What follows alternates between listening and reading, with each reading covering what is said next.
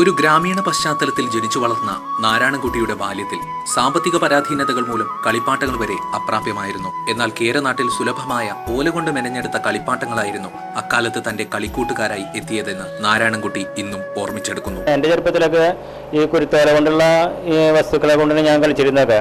ഇപ്പോഴത്തെ കുട്ടികൾക്ക് ഈ പഴയ കാലത്ത് കളിക്കോപ്പുകളായിട്ടുള്ള വസ്തുക്കളൊന്നും ഉണ്ടാക്കാൻ അറിയില്ല. അപ്പൊ അതുകൊണ്ട് എന്നെ എല്ലാ ടൈമിലും ഈ വെക്കേഷൻ ടൈമിൽ എന്നെ വിളിച്ച് അവർ പരിശീലനം കൊടുക്കും. ഞാൻ ഒരു ഇലക്ട്രീഷ്യനായി ജീവിതം മുന്നോട്ട് കൊണ്ടുപോകുന്നതിനിടയിലും ബാല്യം സമ്മാനിച്ച കരകൗശല വസ്തുക്കളോട് തന്നെയായിരുന്നു നാരായണൻകുട്ടിക്ക് താല്പര്യം. ചെറുപ്രായത്തിൽ കളിപ്പാട്ടമുണ്ടാക്കാനും മറ്റുമായി ഉപയോഗിച്ചിരുന്ന കുരുത്തോലയെ എങ്ങനെയെല്ലാം പ്രയോജനപ്രദമാക്കാമെന്നുള്ള കാര്യത്തിൽ ആഴത്തിലുള്ള ഒരന്വേഷണം തന്നെയാണ് പിന്നീട് നാരായണൻകുട്ടി നടത്തിയത്.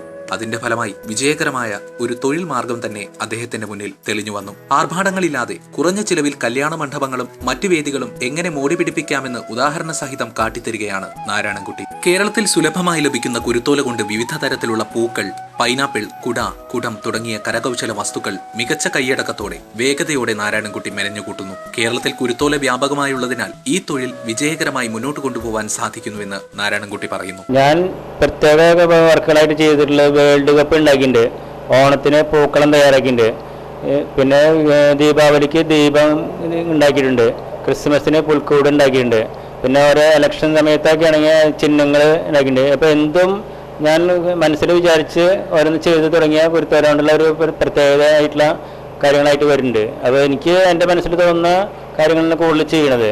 കാഴ്ചയ്ക്ക് കൗതുകം സമ്മാനിക്കുന്ന ഈ കരകൗശല വിദ്യ അന്യം നിന്നു പോവാതിരിക്കാൻ വേണ്ടി കുട്ടികൾക്കും താല്പര്യമുള്ള മുതിർന്നവർക്കും പകർന്നു കൊടുക്കാൻ നാരായണൻകുട്ടി എന്നും സന്നദ്ധനാണ്.